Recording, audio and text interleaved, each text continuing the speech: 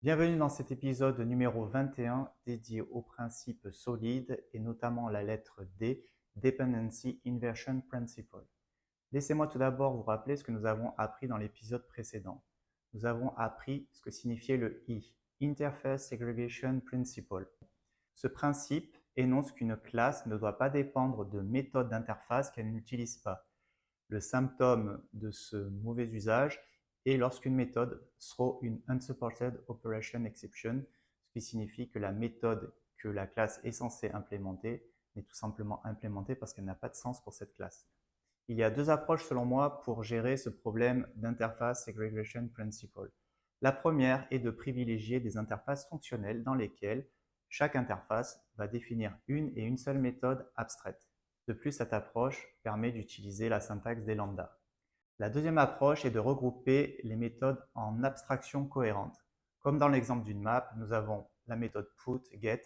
Le fait que ces méthodes soient regroupées ensemble est guidé par une cohérence. Nous avons également dans le langage Kotlin l'exemple de list et mutable list, dans laquelle on a clairement distingué le fait qu'une liste est par définition immuable ou immutable en anglais, alors qu'une mutable list est par définition mutable et du coup nous pourrons ajouter des éléments à cette liste. Cette approche permet de respecter le principe de Segregation Interface Principle qui n'est pas respecté quant à lui en Java sur les interfaces list. En résumé, pour respecter ce principe, vous devez doser la granularité. Aujourd'hui, nous allons parler du Dependency Inversion Principle. Ce principe énonce qu'une classe doit dépendre de ses abstractions, par exemple une classe abstraite ou une interface, pour éviter de dépendre d'une classe concrète. Cette approche permet de limiter la dépendance et le couplage entre la classe et les classes qu'elle référence. Cela permet également de changer l'implémentation de ces interfaces sans affecter le client, puisque le client ne dépend que de ces interfaces. Ce principe ne doit pas être confondu avec le Dependency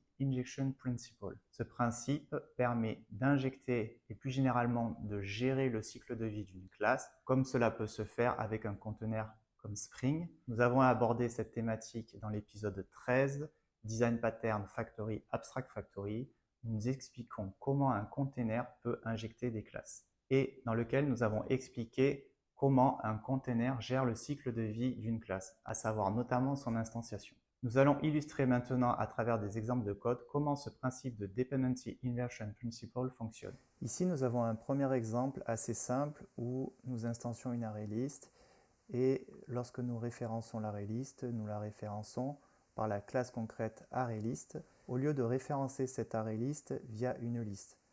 Donc là, on a une violation de la Dependence Inversion Principle dans le sens où names est typé ArrayList au lieu d'être typé list. Dans le cas où on a deux listes, une ArrayList et une linked list, on peut dire que ces listes, ArrayList et linked list, ce sont des types list puisque ce sont les interfaces implémentées par ces listes concrètes. Si nous voulons concaténer ces deux listes, le fait de référencer les listes et non pas leur implémentation concrète ArrayList et linked list nous permet de respecter le Dependency Inversion Principle et dans notre exemple de concaténer ces deux listes. Le principe de Dependency Inversion Principle énonce que les modules de haut niveau ne doivent pas dépendre des modules de bas niveau. Ici, le user service dépend de l'interface user repository. Donc, user repository est une interface qui a une méthode findById qui renvoie un user, qui est injecté dans le constructeur du service et par délégation, on a le getUser qui est exposé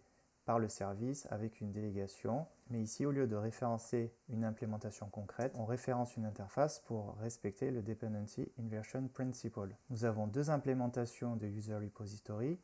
Le in-memory User Repository, donc qui implémente cette interface et qui va par exemple trouver un utilisateur qui est en mémoire. Et le Postgre User Repository, bon, pour l'exemple, on instancie un user, mais on peut imaginer qu'on fait une requête en base de données via JDBC ou JPA qui nous permet de récupérer l'utilisateur. Et du coup, nous avons une implémentation de type Postgre User Repository.